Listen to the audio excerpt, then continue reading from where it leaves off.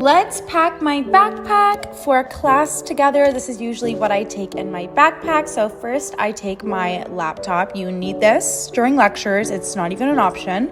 And then I take a notebook/agenda to write down notes. And of course, some markers and a pen. I love having colorful pens. It helps me remember information.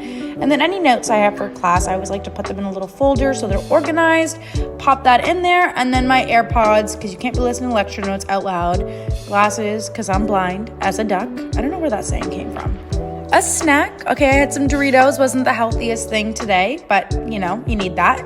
And then some deodorant and body spray since I'm going to be staying on campus a little bit longer, along with my water bottle. I usually fill this up with ice before I leave too. And then whatever books I need for classes or extra studying time outside of class, because I just like to be prepared if I'm going on campus. Some mints, pack up my bag, and I am ready to go.